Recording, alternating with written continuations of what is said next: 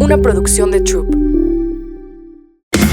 Queridos miembros Prime, ¿sabían que ahora pueden escuchar La Burra Arisca sin anuncios en Amazon Music? Descarga la app de Amazon Music Y disfruta millones de podcasts. No eran, así nacieron.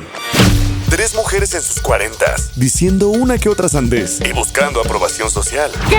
Esto así se puso muy incómodo. Laura Manso, La Margator y Adina Chelminsky presentan La Burra Arisca. Soy Ariel Grunwald y esta es La Burra Arisca. Hola, ¿cómo están? Bienvenidos a un capítulo más de La Burra Arisca. Yo soy Adina Chelminsky. Yo soy Laura Manso. Y yo soy la Margator. Y hoy tenemos raros son y especiales los personajes que a esta altura de La Burra Arisca han repetido lugar en La Burra Arisca. Y este es uno de ellos. Y está repitiendo capítulo por 2 cosas. La primera es porque el primer capítulo que hicimos con él fue un hitazo y lo queríamos de regreso. Y la segunda, porque el primer capítulo que grabamos con él fue por Zoom. Entonces... lo queríamos tener en vivo y a todo color. Exactamente. Para quien no sepa quién es Ariel Grunwald. Hola, Ariel Grunwald. Hola. A ver, dime cómo se pronuncia. En verdad ni yo sé cómo se pronuncia. Lleva 2 puntitos en la U y significa bosque verde en alemán. Así que es como Grunwald o algo así, pero es Grunwald y ya. Ok. Ariel, Grunwald. para quien no sepa, es... Miren, es complicado de explicar. Entonces yo lo explico que es como un orientador del alma. Ok. ¿Cómo te definirías tú? ¿Qué haces? Me ha costado porque durante mucho tiempo tuve un título muy definido, que era maestro de Kabbalah y director del centro de Kabbalah, bla, bla, bla. Y después en los últimos 8 años que yo básicamente me metí para adentro a buscar mi propio camino, mis propias cosas, sin una disciplina ni una institución. No sé qué hacer, soy un hombre, soy un humano, definitivamente soy un homo sapiens, pienso mucho. El proceso interno es algo muy vivo en mí. Desde siempre para mí es una pasión básicamente ver los breakthroughs de otra gente. Me interesa, tengo una curiosidad que incluso ahora tengo 40 años, voy a cumplir 41 pronto y siento que mi curiosidad por la gente está absolutamente intacta y eso que ya me ha llevado varias sorpresas. Debería ya haber dejado de sorprenderme, pero no dejó de sorprenderme. Sigo interesado, sigo creyendo, sigo curioso. Así que ese interés y esa curiosidad por la gente es lo que me ha hecho estudiar mucho para entenderme a mí, para entender a los demás, porque me gusta aportar. Soy maestro, doy clases, soy mentor porque acompaño a otra gente. Coach, sí soy coach profesional y tengo entrenamiento, etc.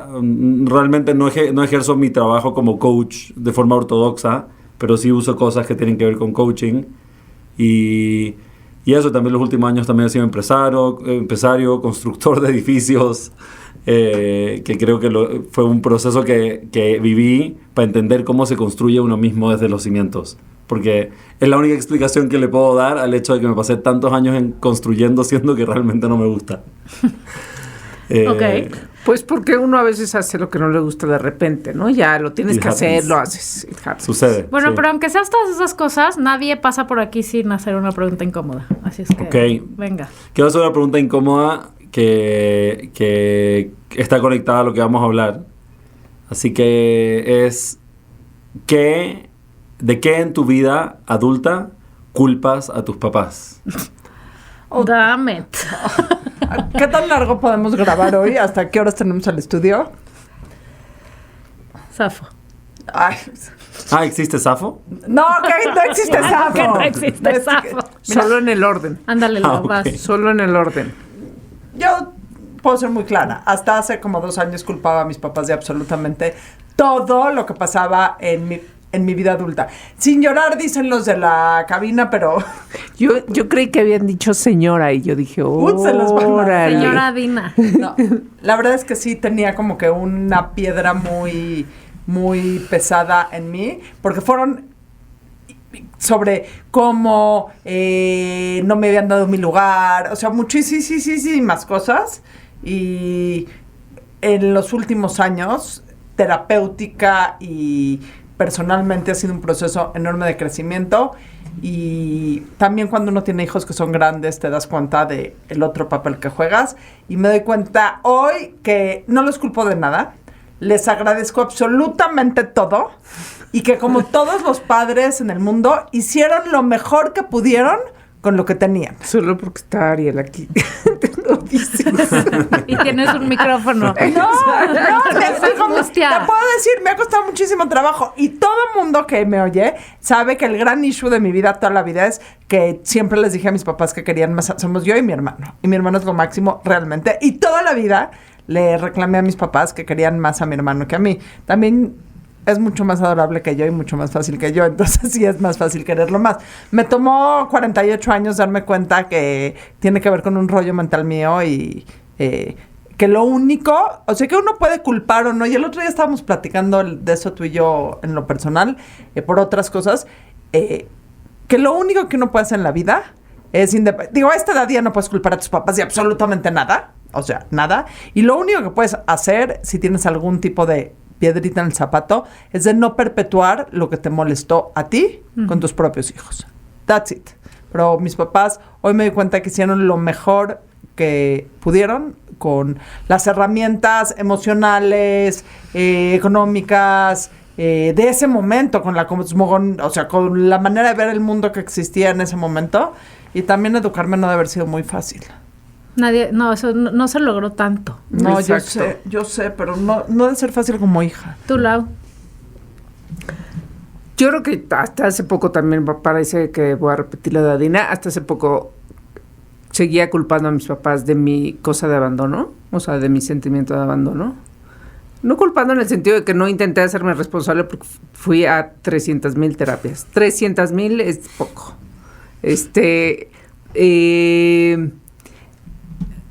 No sé si esto aplique, pero en el presente quizá, y porque mis papás están ya en un momento en que hay que empezar, bueno, no hay que empezar, hay que cuidarlos, y hay que cuidar muchas de las cosas que, ¿no? O sea, de muchas partes de su vida. Tal vez de repente en ese trabajo que no es nada fácil, cuidar a tus papás, ¿no? O sea, cuando se hacen grandes. No es nada fácil emocional, no es nada fácil de interacción, no es nada fácil, bueno, económicamente no es que los hijos seamos responsables de mis papás, para nada, pero hay que lidiar con temas de dinero, de repente decir, ay, no, es que mamá no quiso, ya, ¿no? O sea, tal vez los culpo, esa es más mi responsabilidad, tal vez, o sea, pues no quiso, pero pues a ver cómo le haces. Pero qué difícil es esa parte de la vida, ¿no? Genial. Entonces, cuando una persona está en la tercera edad, sí, pues ya no puede ser responsable de todas las cosas. Y los hijos, pues sí debemos de entrarle al quite en serio. Y me está costando trabajo. A pesar de que les tengas cosas, o sea, deudas pendientes, pues, ¿no? O sea, a pesar de que tengas dolores y cosas antiguos, es el momento de... No, hay que entrarle, porque ellos. Hay que... Ajá, y lo más fácil es decir, no, pues, ya mamá no quiso cambiarse de casa. Y como que deshacerte de esa responsabilidad, porque es un momento súper complicado en esa relación con tus papás, ¿no? Puede que de repente quiera yo no hacerme así de... pues culparlos a ellos de... No quiso, ¿no? A ver, o sea, mismo caso. Llegar a los 50 y no hacerte cargo de ti y de tus cosas, amigos, dense cuenta, ¿no? Entonces sí, muchos años de terapia y de cosas, pero yo creo que lo que más he cargado y lo que más les he echado la culpa es que no estaba bien que yo fuera como soy.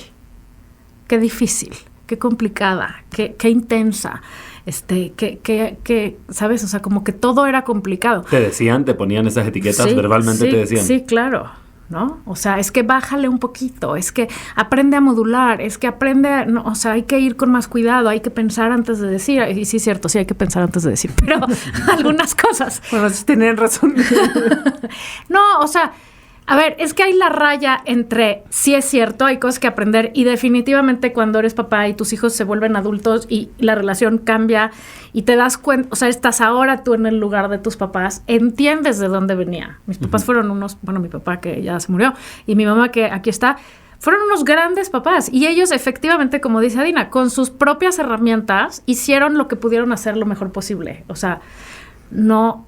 Aunque tengo mis heridas infantiles, ninguna es verdaderamente de vida o muerta, pero son las mías, ¿no?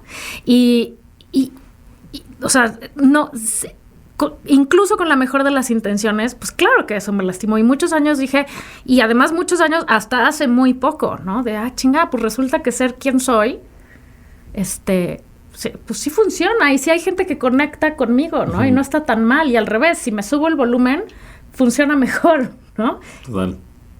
Sí, ahora, también hay que tener la responsabilidad de que no porque soy quien soy, todo mundo se chinga y lastimas y pisoteas a quien sea. O sea, yo sí creo que es un trabajo continuo y a la par de entender que tus papás hicieron lo mejor posible, pero también entender que en el fondo algo hay de razón. No de que seas difícil y esté mal, sino sí hay que aprenderse a modular si ese es tu tema, ¿no? O si hay que aprender a pensar en los otros si ese es, o si tienes que aprender, lo que sea que tengas que aprender, o sea, lo que te decían tus papás, o en mi caso, si hay un fondo que es real.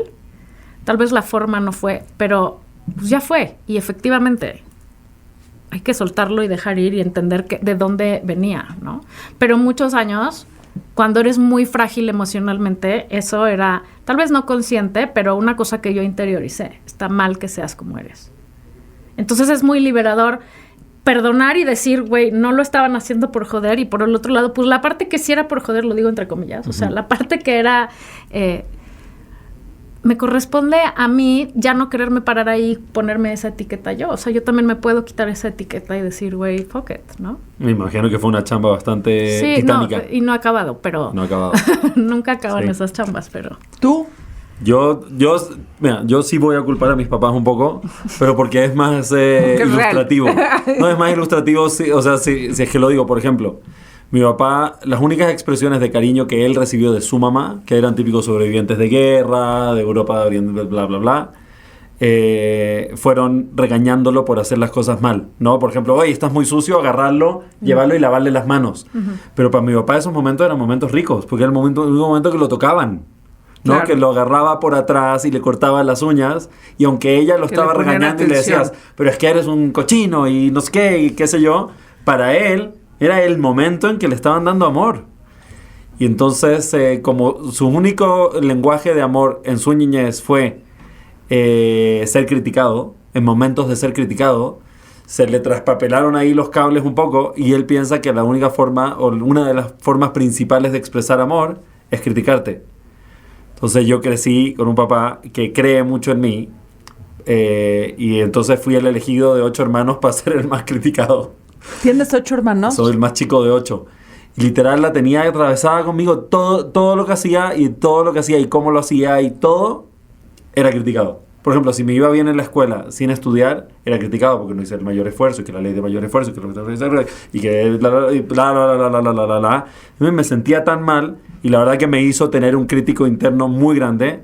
Y ya ahora viéndolo desde el adulto un poco más trabajado, parte de tener esa voz de mi papá criticando todo el tiempo me hizo también interesarme en temas espirituales.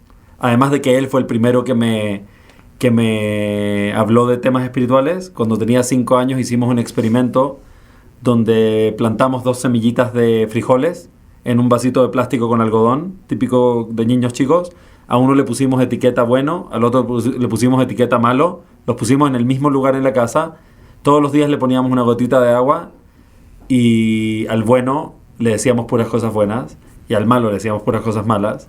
Y obviamente a las 2 semanas el bueno creció y se hizo plantita y el otro se pudrió y nunca creció. Wow. Entonces él fue el primero en explicarme el tema de la energía y la conciencia y no sé qué. Y eso fue muy chico, a los 5 años, tal vez 6 años. Y entonces creo que ahí la mezcla entre este tema de siempre hay que estar mejor. Y el tema espiritual y la conciencia fue tal vez la semilla en mí que me llevó a tener la inquietud del crecimiento personal y de entender y de aprender y de conocerme. Entonces, si pudiera picar un botón, porque también me ha hecho sufrir mucho el hecho de haber tenido un papá hipercrítico conmigo.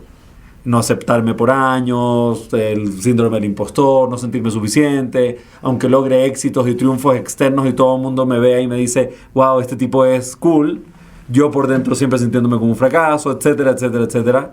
Y hoy en día me pregunto, si pudiera picar un botón y hacer que no hubiera sido crítico, ¿lo haría? Y creo que no. No, porque no Creo que serías no. tú. Sí.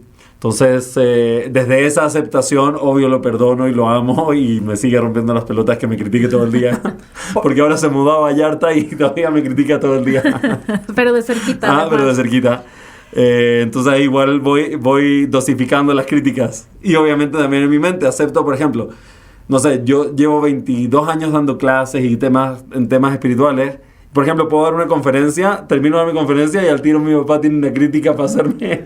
Él nunca ha dado una clase. Entonces igual en mi mente, ok, voy a agarrar lo que sea que puedo agarrar de valor, pero también poner en perspectiva que no es que Tony Robbins me está dando feedback. Es mi papá que nunca ha dado una conferencia me está diciendo cómo dar una conferencia, ¿no? ¿Cómo eres tú con tus hijos? Yo con mis hijos, obviamente esa experiencia de haber experimentado una niñez con... ahora voy a decir de mi mamá. Con mi mamá fue exactamente lo opuesto. Mi mamá estaba convencida de que soy la persona más especial, más maravillosa, más todo que ha nacido en este mundo desde que se embarazó. Le escribió una carta a mi papá y le dijo, onda papi, please, porque quedó embarazada cuidándose. No querían más. Pero mi mamá se quería más y cuando nací quería otro igual. Pero anyways, le escribió una carta diciéndole, papi, quiero que sepas que voy a ser alguien que va a marcar la diferencia en la vida de mucha gente y que voy a hacer una luz súper grande en tu vida y bla, bla, bla, bla, no sé qué. Y ella en verdad sentía así con respecto a mí, ¿no? Entonces, creo que me daba créditos que no me gané y esa mezcla me hizo mierda. Los hermanos de Aries, si les haces esta pregunta van a decir que nació Ariel. Ah, que O sea, nació. a tus hermanos les preguntas que No, ellos saben. tienen en contra de tus papás que nació Ariel y ese era el consentido de mi mamá. Sí, o sea, definitivamente era el tema de ser el favorito. Y entonces estaba, por un lado, mi papá criticándome, o sea, hiper criticándome todo, hasta las cosas más chicas y minuciosas. Y por el otro lado estaba mi mamá tratando de protegerme de esas críticas y dándome el crédito de cosas que no hice. Como diciéndome que soy increíble, increíble, increíble, pero por no haber hecho nada, solo por ser. Esa mezcla me hizo, ¿cómo se llama? Que se intensificara esta sensación de no ser suficiente, porque cuando te critican por todo, sientes que no eres suficiente. Pero cuando te dan crédito por algo que no mereces, lo que uno entiende como niño es, si me da crédito de algo que no merezco, eso quiere decir que no cree que me lo podría ganar. Claro. Porque si no, ¿para qué me lo va a estar dando gratis? Uf. Entonces, esa mezcla fue así un tsunami entonces he luchado toda mi vida con este tema, con el tema de... Entonces, de nuevo, si pudiera picar un botón, ¿lo cambiaría? Creo que no. Pero ha sido cañón. O sea, sí ha sido cañón. Y Oye, sí los culpé en algún momento. Y con tus hijos, obviamente. regreso Ok. a mi pregunta. Con mis hijos... Perdón. Con mis hijos soy mucho más consciente. Creo que mis papás no estaban... Lo vamos a hablar hoy día. Con mis hijos soy mucho más consciente. Entiendo lo que está sucediendo. O sea, entiendo mucho más lo que el evento magnánimo, cósmico que está sucediendo en mi casa desde el día que quedamos embarazados mi esposa y yo. O sea, entiendo lo que está sucediendo, lo que se está gestando, lo que se está cultivando y le pongo muchísimo más atención. Al principio creo que tal vez tenía ahí una tendencia donde me fui para el otro lado, de ser demasiado no crítico y no poner límites, y he ido aprendiendo a poner límites porque entiendo que también los límites a los niños les hace tan bien, porque así es como aprenden a creer en ellos. Por ejemplo, un adolescente yo fui un adolescente que jamás pedí permiso para nada. Iba a la fiesta que quería, Pues volvía ya cuando después quería. de 8, güey. Sí, ya sé, ya les daba. ¿Sabes qué? Pero Ay, Por favor. Nadie se da Ahí cuenta te que no atiendes. estabas. entonces cuando no tienes que luchar Mi pobre para Felipe. conseguir lo que Claro. quieres, onda el permiso para salir, no necesitas luchar por eso y lo tienes de cajón. El estamina y la fuerza que te da el tener que luchar contra esa resistencia de la autoridad para ganarte el hecho de que te den el permiso, también me la perdí. Entonces llegué adulto con ciertas debilidades, porque no sabía Claro. luchar, porque no tuve resistencia. No tuve límites que tuve que romper porque no había límites. Siempre hice lo que de quise. tolerancia a la frustración o cualquier Total. Entonces, muchas de esas cosas las tuve que aprender de adulto, disciplina de adulto. Tuve que literal agarrarme a mi niño, agarrarme a mi adulto y yo mismo reeducarme y recriarme y todo, y sigo en ese proceso. Pero y con mis hijos ha sido un catalizador increíble porque en lo que los crío a ellos, me crío a mí, y mi hijo chico siempre me dice, papi, tú solo eres un niño grande. Y es la verdad. Al final del día sí, soy un niño de 6 años que tiene 40 ahora. Pero that's it. Ok. En toda esa reconstrucción has aprendido sin duda muchísimas cosas. Y un tema que oímos por todos lados, que es así, el temita de moda, que siempre... O sea, aquí somos un poco amargaditos las tres, Yo no sé, solo yo. sé. Y entonces siempre decimos, ay, sí, el mindfulness, ay, sí, respira, ay, sí, quién sabe qué. Y Laura un día dijo, es que a ver, ¿qué chingados es el mindfulness, güey? Y entonces dijimos, vamos a invitar a alguien que sí sepa, que nos explique qué es el mindfulness, pero no por el tema de moda, sino porque efectivamente, para estos procesos de cada uno, ¿no? De crecimiento personal y de aprenderle a dar la vuelta a cosas y de aprender a pasar por momentos horribles para justamente sanar a tu niño interior y a tu adulto y ser una mejor persona, los dos juntos, el mindfulness tiene cabrón que ver. Pero está muy romantizado y muy prostituido el tema. Entonces queremos que nos digas y nos expliques realmente qué es, cómo sirve y cómo se hace. No comercialmente, sino cómo todos tus días integras eso y por qué es importante aprenderlo a hacer. Mira, yo creo que casi todas las palabras importantes y todas las acciones importantes están así prostituidas. Todas. Sí. O sea, por ejemplo, o sea, comer es algo que hacemos todos los días o respirar es algo que hacemos todos los días y nadie en verdad no le damos bola como algo importante, como algo relevante. Nadie dice, ok, ahora vamos a aprender a respirar. Yo sí lo hago con mis hijos, obviamente, y lo he aprovechado para aprender yo también. Pero sí, las cosas básicas de la vida, como dormir, respirar, comer, el sexo, que son cosas tan básicas y cotidianas. Bueno, no para todo el mundo es tan cotidiano. Pero bueno, si para los afortunados que es cotidiano, para algunos que es cotidiano. Podemos hacer un tercer programa. Que se llame ¿qué es sexo? Ok. Total. Entonces, para esas cosas que hacemos como todos los días, se nos olvida hacer una pequeña pregunta. ¿Cuál es el sentido? ¿Cuál es el propósito? ¿Y para qué sirve esta cuestión? Porque como nos acostumbramos que es de todos los días, lo tratamos como cualquier cosa. Pero en verdad son cosas importantes. El sexo es importante, comer es importante, el sueño es importante y obviamente la respiración es importante. El ser humano, para hablar del tema de mindfulness, el ser humano es un animal que está capacitado con ciertas habilidades que básicamente hasta donde sabemos no hay ningún otro ser, ningún otro animal en la naturaleza que tenga esas capacidades. Mucha gente dice, mira la naturaleza, todos están felices y todo es increíble, y mira los animales, aprende de tu perro, que cuando hay que dormir siesta está durmiendo siesta y está en paz. Y es como, sí, brother, pero si le diera el poder cerebral, neurológico que tengo yo a mi perro, estaría hasta la madre igual que yo, güey. O sea, sí, está contento y feliz porque su cerebro le da para eso. A veces van a terapia los perros, ¿no? No existe ya es una terapia de perros. Sí, 100% guardan un cierto nivel de trauma, por cosas muy específicas, pero el ser humano tiene dos poderes que son únicos en la naturaleza hasta donde sabemos, que es un sentido de imaginación poderoso y una capacidad de retener memoria privilegiada. Y esas dos capacidades que tiene el cerebro del ser humano, si se las diéramos a cualquier cosa, a un árbol, a una piña, a un perro, a un gato, estarían hasta la madre igual que estamos nosotros, porque lo que te hace este sentido de imaginación y este sentido de memoria es que te da la capacidad de viajar en el tiempo. Entonces, a través de tu imaginación, por ejemplo, digamos que ahora yo tengo una preocupación de chamba en mi oficina y un problema, o un cliente está descontento conmigo. Entonces, mi mente tiene la capacidad fácilmente, a través de la imaginación, de la memoria, puedo proyectar esa situación, agarrar lo que estoy sintiendo, la ansiedad que siento con respecto al hecho que un cliente está molesto conmigo, puedo proyectar esa situación hacia el futuro y convertirlo en una, en un class action lawsuit, ¿no? En una mega demanda en la Corte Suprema. Y yo puedo ya, a través de mi imaginación, y a través de mi memoria porque tengo recuerdo de las emociones, ¿sí? De sentirme amenazado, de sentirme jodido, de sentirme que estoy frito, de sentirme que no hay salida, de sentirme desesperado, con desesperanza.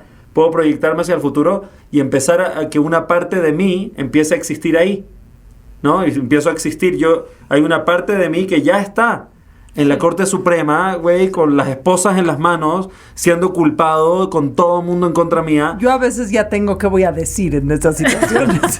Eso es lo que yo tengo llamo la guión. angustia catastrófica galopante. Ok, eso. Y lo mismo nos pasa para atrás. Claro. Hay una parte de nosotros, por ejemplo, aquellos que han vivido, todos vivimos experiencias semi-traumáticas o mega traumáticas en la niñez. Para los que han experimentado algún tipo de abuso, por ejemplo, verbal, físico, violencia sexual, lo que sea, o otro tipo de experiencias, los niños siempre, la memoria tiene queda más profundamente grabado cuando hay un estado expansivo emocional. Y obviamente las emociones negativas son mucho más impactantes que las positivas, y es por eso, por ejemplo, que uno prende las noticias y siempre está hablando de cosas negativas, porque es mucho más impactante para la gente, es mucho más enganchante que me digan que está a punto de empezar la Tercera Guerra Mundial y que viene un misil atómico dirigido a Santa Fe. Es mucho más enganchante, mucho más comercial, que si me dicen que todo está toda madre y que hay que ser agradecido y vivir contento y agradecido por la vida que tengo hoy. Es como, cámbiale de canal, güey. Ponle al que dicen que va a explotar el mundo mañana, porque es más impactante a nivel emocional. Entonces, tenemos la capacidad de viajar al futuro, y hay mucha gente que lo usa de forma muy cool. Tenemos la capacidad de viajar hacia el pasado y darle repetir de forma compulsiva cosas que ya pasaron. Por ejemplo, digamos que yo me fui de mi casa a los 19 años. De los 19 a los 37 viví en otros países y no estuve cerca de mis papás, más que por teléfono y viajes familiares.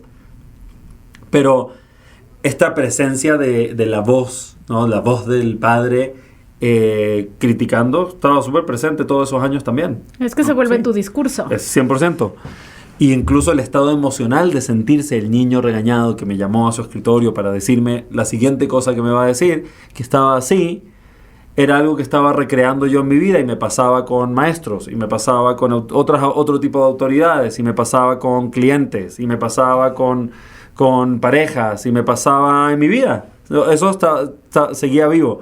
Entonces, ese sentido de memoria y ese sentido de imaginación nos da la capacidad de proyectar cosas del futuro y nos da la capacidad de poner en un estado como un loop repetitivo compulsivo de cosas del pasado, que generalmente es cosas negativas. Nadie pone un loop repetitivo del mejor orgasmo de su vida. Que podríamos hacerlo. Oh, sí. Sí, podríamos revivir. Sí, podríamos repetir las cosas cool, ¿no? Y podríamos visitar esos momentos. Pero de nuevo, no fueron tan emocionalmente impactantes. O sí, quién sabe. Pero Bueno, alguna gente tiene cosas impactantes positivas que guarda con ellos y que las tiene ahí en un loop compulsivo. Entonces, en lo que estamos en ese loop compulsivo, repitiendo el pasado y lo que sentimos y el rol en el que nos pusimos y lo que estábamos pensando sobre nosotros mismos y las conclusiones que sacamos de nosotros y de la vida, y en lo que estamos proyectando cosas hacia el futuro, se genera una disociación en la mayoría de las personas, en la mayoría de los seres humanos, de tú, aquí y ahora. Sí. Presente. Sí. Y eso generalmente empieza en la niñez. Los niños cuando recién nacen están full en el presente. O sea, no hay más que yo aquí y ahora. Y después empieza a haber un momento, por eso es importante en Pero crianza. como hasta yo veo a los niños muy en el presente, no solo recién nacidos, sino en general, ¿no? O sea, como, no sé, quizá hasta la adolescencia que puedes dejar de empezar a... Sí, yo creo que sí. Bueno, unos más. Hasta otros en el menos, ¿no? presente. Unos más, otros menos. Dejar Por de ejemplo, estar mi en hijo el presente. grande es un pequeño filósofo, es muy mental. Él es muy mental. Y desde los 8, ponte tú, Ya, empecé a notar ok. que estaba... Viajando en el Sí, tiempo. que estaba clavado con algo que ya pasó, o futureando y cocinando y chaqueteándose con algo que no ha Ya, pasado. ya. Entonces, solo para bajar bien el balón, el mindfulness es estar poniendo atención en el momento que estás, aquí y ahorita. Sí, sí. Presencia plena. Y obviamente solo no por quitarme, no por no querer bajar el balón, pero muchas veces queremos ir directo como a la solución, pero Sí. no queremos nadar en el problema. Y nadar en el problema es muy importante, porque es cuando se cocinan las cosas. Entonces, solo como para establecer cuál es el grave problema. Generalmente esta disociación del yo aquí y ahora sucede en la niñez para casi todas las personas. Hasta donde yo entiendo, no soy psicólogo ni soy experto en el tema. Sí llevo muchos años trabajando con gente, pero no soy psicólogo. ¿Puedo Pero dar un sí, ejemplo? obvio. O sea, por ejemplo, si un niño se cae, esta cosa, la tendencia de la mayoría de los papás de no pasó nada, te doy una paleta. Desde ahí. Es un ejemplo Sí. idiota. O sea, te caíste, te lastimaste, te dolió, te salió Sí. sangre. Ven, te voy a limpiar, luego te doy una paleta, tal vez. Sí, porque, por ejemplo, ahí... Como que queremos obviamente es una evitar forma siempre de- el dolor, el enojo, el todo. Sí, es una forma de desconectarte del hecho de lo que en verdad está pasando, porque estoy viviendo el dolor. ¿Por qué tenemos que echarlo debajo del tapete? Es lo que estoy viviendo. Acompáñame, no necesitas resolvérmelo, pero acompáñame en lo que vivo mi proceso. No me trates de evitar que viva mi proceso. Lo que está pasando es que me caí, es que me siento humillado y es que me duele la rodilla y es que estoy asustado, ¿no? Y entonces nosotros queremos evitar eso. Eso es un ejemplo. En mi experiencia, un porcentaje brutal de las personas tuvo temas traumáticos en la niñez. Un porcentaje brutal de las personas experimentó algún tipo de abuso en la niñez. Y generalmente en esos momentos donde hubo abuso verbal, donde fuiste no etiquetado de una forma agresiva, o donde hubo abuso físico, donde las personas que se suponía que te tenían que cuidar y proteger y de los cuales dependías, ¿no? Las autoridades en tu vida, te hicieron daño. Ahí eso se genera un cortocircuito grande en la mente del niño, porque es, brother, mi vida depende de este güey, y este güey me hizo daño. Y a veces no es que te hizo daño, a veces el güey, no, el papá o la autoridad tiene como demostraciones de que no se merece, que no es de confianza. Y el niño inmediatamente hace el cálculo y dice, güey, necesito borrar esta cuestión de mi mente porque no puedo vivir tranquilo si estoy todo el día cuestionando a este tipo. Entonces, o sea, digamos que es como prácticamente imposible salir bien librado de la niñez, ¿no? No hay manera, güey. O sea, vaya, hay de niveles a niveles, hay de abusos Sí. particulares y, ¿no? Hace más fuerte, pero, o sea, a veces también tiene que ver con la interpretación, o sea, pues quién sabe qué tu papá o tu mamá te quisieron decir o no te quisieron decir y tú ya lo interpretaste por la razón que sea, ya, ¿no? Esa fue tu interpretación y ese fue Bueno, tu ahí trauma. se ve con los hermanos. Por ejemplo, mi interpretación de mis papás y mi experiencia en la casa fue súper diferente a la de mis hermanos. O vas a la escuela y ya también te traumaste por algo que sucedió ahí, ¿no? O sea, es como muy difícil realmente tener una contención absoluta de la psicología. Mira, absoluta no, pero a través de hecho mi esposa se dedica a eso, a la crianza consciente, es coach de crianza consciente y obviamente es muy útil para mí tenerla cerca, Claro. tan cerca, constantemente. Los niños sacan conclusiones, la mente es floja, ¿no? Mark Twain tiene una frase famosa que dice, todas las generalizaciones son falsas, incluyendo esta.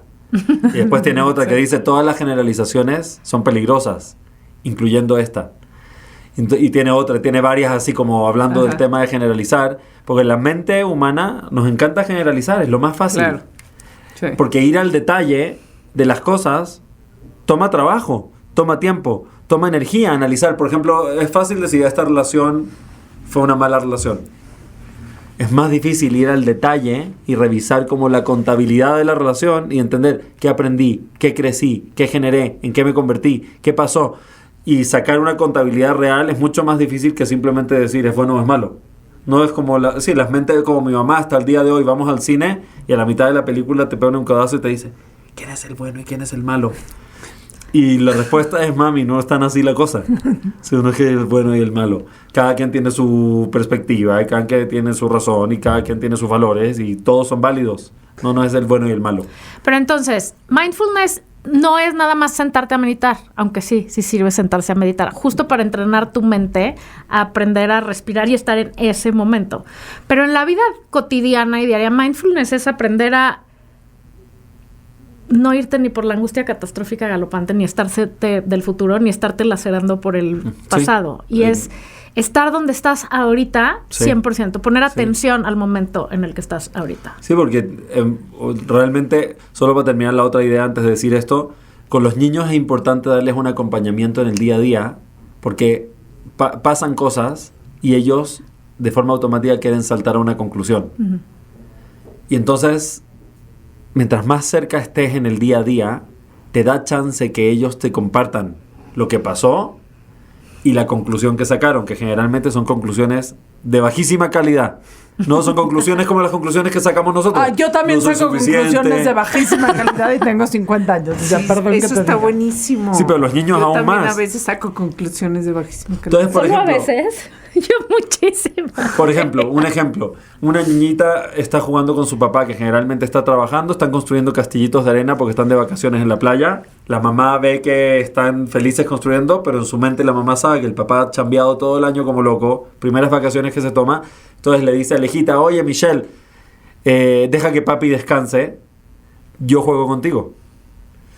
En ese momento es muy probable que la niñita Michelle saque como conclusión de que ella no es merecedora, no es suficiente como para que el papá, no es suficientemente importante como para que el papá pase un rato de sus vacaciones jugando con ella haciendo castillitos de arena y que es más valioso, más importante que vaya y se eche en el camastro y se ponga a dormir. Entonces esa niña de 5 años saca esa conclusión. Y si no lo cachas en el momento, entra la compulsión y lo va a repetir. Claro, no soy suficiente. Claro. Como no sé si vieron la película de Disney Soul. Sí. Se la recomiendo a todo el mundo, pero ahí muestra el tema de la compulsión. La mayoría de la gente se pasa el resto de su vida pensando la misma cuestión sobre sí mismos y sobre la vida. ¿No? Entonces, eso. Segundo, sí, el mindfulness tiene que ver con estar presente en el aquí y en el ahora, y la respiración y en general sentir tu cuerpo, estar como habitar tu cuerpo físico, que es donde estás aquí y ahora, porque desde el punto de vista espiritual, sí, estamos todos conectados, estamos en todas partes y somos parte de Dios y somos uno, bla, bla, bla. Pero a nivel material, estamos materializados en un cuerpo físico y el lugar donde estás ahora es aquí. No hay ninguna otra cosa más que tú aquí y ahora. En tu cuerpo. Sí. Entonces, Y sí, en este aquí. espacio y en Sí. este lugar, ¿no? Y como donde pones tu atención, pones tu energía. Si tu atención está en el miedo del futuro, o en la nostalgia del pasado, o el dolor del pasado, las culpas del pasado, o los sueños imaginarios y las fantasías del futuro, entonces, si tu mente y tu atención están en esos lugares, no están aquí. Y pasa tan seguido, no está... El señor en la chamba, el jefe lo está regañando, está pensando, sintiéndose culpable de que no le respondió bien a su hija el domingo en la tarde. Después está el domingo siguiente con la hija, donde podría pasar tiempo de calidad con su hija, y está pensando en el jefe que me jodió, que mañana es lunes y no sé qué. Entonces, este mecanismo que tenemos de repetición, de memoria y de imaginación que tiene la capacidad de proyectar, nos acaba básicamente chingando la vida. Porque nos perdemos de todo. Nos perdemos de estar en la chamba cuando estamos en la chamba. Nos perdemos de estar con los niños cuando estamos con los niños. Nos perdemos de estar en el hacer el amor cuando estamos haciendo el amor. Nos acabamos perdiendo de todo. No estoy en el gimnasio, en lugar de pensar en la expansión o en la contracción de mis músculos, estoy pensando estoy gordo, feo y en la culpa de no sé qué. Después estoy allá en la comida y en lugar de disfrutar la comida estoy pensando en el gimnasio que tengo que ir mañana. Siempre estoy en otra parte y nunca estoy en ninguna parte. Entonces la vida se hace como sin sabora y poco viva. Ahora, es un ejercicio no durísimo. Yo hace algunos años fui a un retiro Estar presente en el momento presente, sí. de meditación vipassana, que justamente no repites ningún mantra, ¿no? Que justamente te concentras en tu respiración, ¿no? Y ya, bueno, llegas a unos niveles muy interesantes después de 10 días de solo meditar, desde 4 de la mañana a 10 de la noche. Y la recomendación terminando terminando esos días es medita, ¿no? Está consciente todo el tiempo. O sea, no solo cuando te sientes de 6 a 8 a meditar, sino con la respiración, como la respiración es la cosa más presente de esto, o sea, no hay cosa más presente. Es lo único que te acompaña desde que naces hasta que te mueres. Que tu propia respiración es una manera de estar presente. Es dificilísimo. Y es una cosa que practicas el resto de tu vida, ¿no? ¿O no? O sea, finalmente. No, y te voy a decir algo. Siempre yo he sido súper sarcástica sobre el tema mindfulness. O sea, siempre que lo mencionamos Tuve aquí, que cabildear, fuerte. siento que es una patraña por cómo lo he visto, etcétera, etcétera. Pero ahorita me estoy dando cuenta de algo. Que el no estar aquí presente te quita el gozo por las cosas que puedes estar gozando. y creo, digo, y hago la introspección hacia mi vida, porque yo vivo o en el pasado chaqueteándome de todo lo que hice mal y en el futuro con las esposas ya diciéndole que le voy a decir al juez porque me van a meter a la cárcel, etcétera. Y te resta una cantidad de gozo presente terrible. Se vuelve, o sea, hay veces siento que mi vida se vuelve una lista de qué tengo que palomear para llegar de 6 de la mañana a 10:30 de la noche. Y ahorita me pregunto que dónde está el gozo en cada una de las actividades que hago. Sean actividades que tengo que hacer o sean actividades que quiero hacer, pero puedes encontrar el gozo en absolutamente todas las partes de tu vida, que creo que nos falta, o por lo menos me falta a mí. Nos falta casi todos y es como dijo la Margator, me gusta decirlo. Me siento como diciendo croissant. La Margator. Sí. Si alguien puede hacer un meme en la Margator con un croissant, se los agradeceríamos. Mejor me mandan los croissants, por favor. Creo que casi todo el mundo estamos en esa posición, viviendo nuestra vida desde ese lugar. Creo que es lamentable, pero la mayoría de la gente llega al final de su vida sintiendo, me arrepiento demasiado de cómo la viví. Y no siempre es que me arrepiento de cómo la viví por lo que hice o lo que no hice. Es porque no estaba ahí, güey. O sea, siempre estaba proyectando otra cosa y nunca estuve ahí viviéndolo. Porque al final del día nos convencen que tenemos que vivir la vida siendo mejor.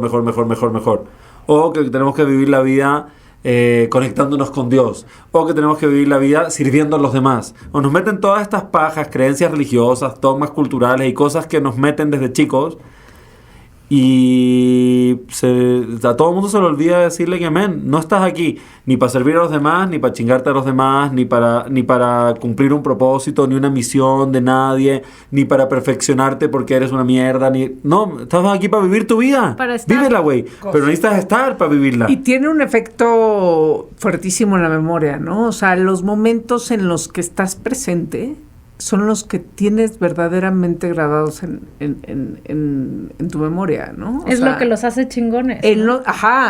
Que cuando, es como la acción muy fácil de un viaje a otro lado, ¿no? Porque realmente entonces mentalmente te desconectes, pero eso que decía Dina, ese gozo, o sea, estoy presente, entonces voy a disfrutar aquí la conversación, ponerte atención y ver lo que está pasando, interactuar. Pero entonces me voy a llevar una memoria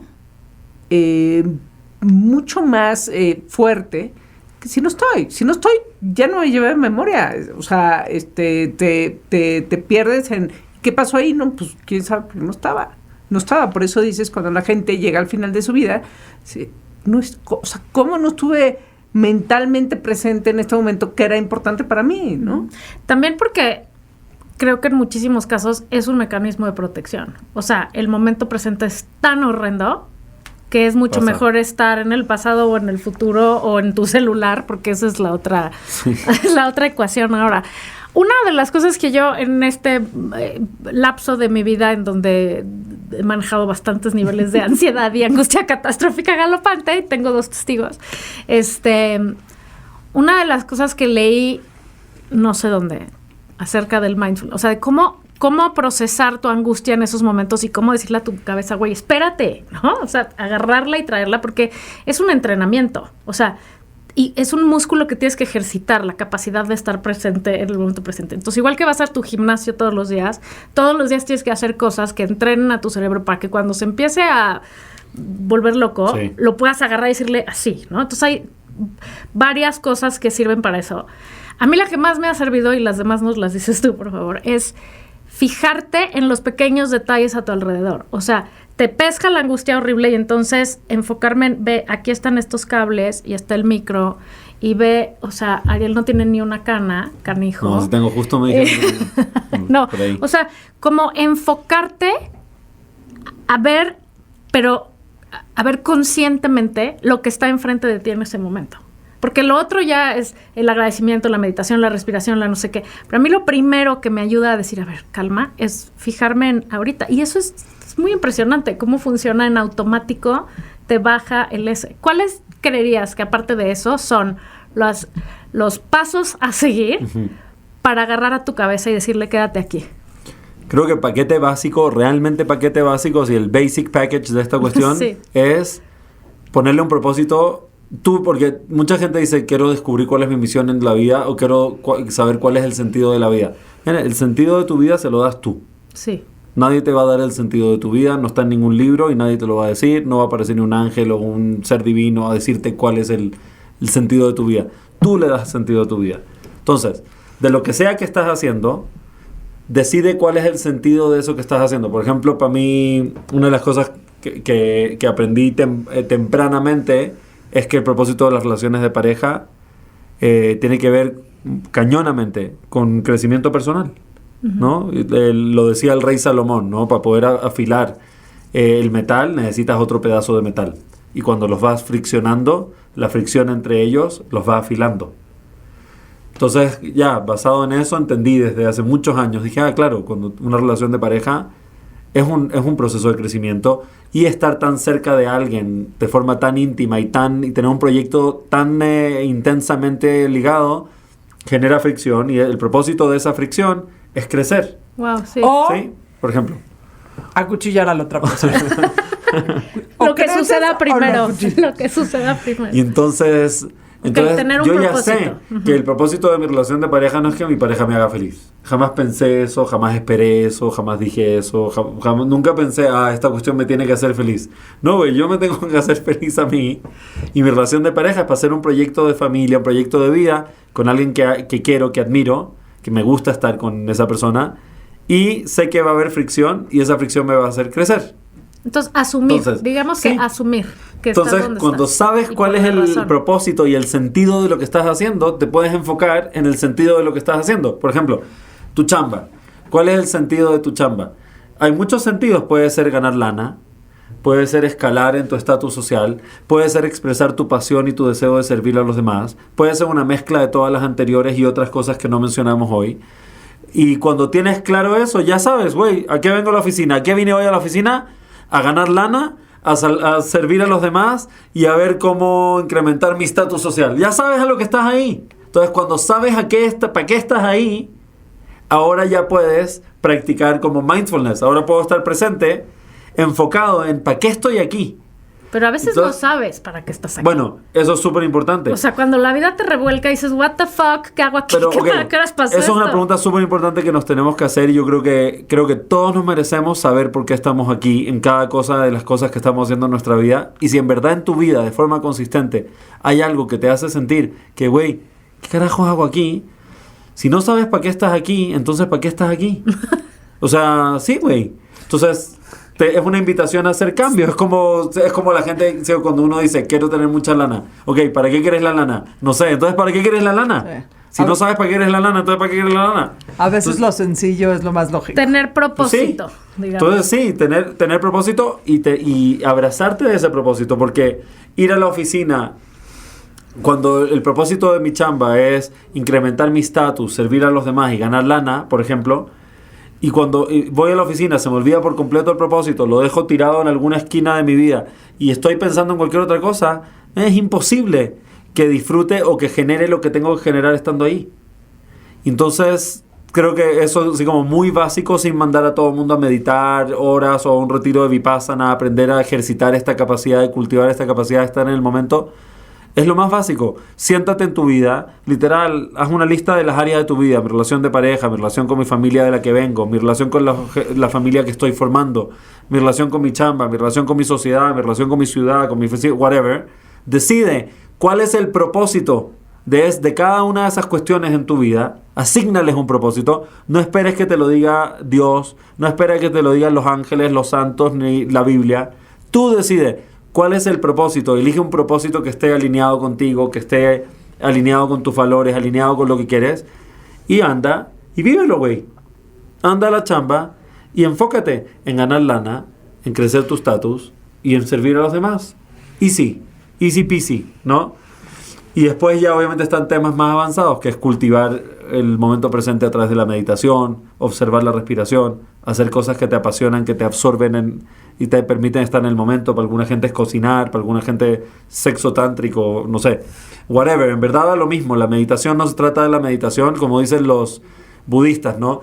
No confundas la luna con el dedo que la está apuntando. El tema no se trata de meditar, de convertirse en un meditador. Vale madre es convertirse en un meditador. Es ejercitar tu Sí, güey. cabeza para El propósito poder estar es lo que estás cultivando a través de meditar. No es convertirte en eso. Y hacer todo eso que dices, para cerrar, un día a la vez, como dicen en AA. O sea, lo más importante del mindfulness es entender que estás aquí ahorita hoy y mañana Sí. ya verás. No, y lo que pasa no hay mañana ya verás. Porque siempre es hoy. Cuando llegue mañana también va a ser hoy. Perfecto. Entonces no hay No existe el término como mañana. long term, la Tienes tirada toda la es razón. borra esa cuestión. No existe mañana. hoy. Sí, siempre va a ser hoy. Es Siempre hoy, va a ser ahorita, ahora. en donde estás. Nunca va a ser luego y nunca va a ser mañana. Siempre va a ser aquí y ahora. No hay ni Perfecto. una otra cosa. El resto es paja mental. Y con eso Acabamos. Ok. cerramos. ¿Quién tiene ondita, Ariel? A mí me gusta mi esposa, weón. O sea, honestamente me gustaba Salma Hayek a los 25. Sí. Y mi esposa. Muy bien. ¿Dónde te seguimos, Ari? En Instagram, ariel.grunwald. En Twitter, ariel_grunwald. En Facebook, Ariel Grunwald. Y that's it. Yo creo que el link está por ahí. Está acá Aquí abajo. lo Está aquí pondremos. abajo, en alguna Gracias parte. por venir otra vez a Ustedes. iluminarnos. Gracias. Regresa pronto. Sí, vengo a México cada mes y medio, whatever, cuando quieran. Yo mucho gusto compartir con ustedes y con los que nos están escuchando. Gracias. Gracias. Adiós.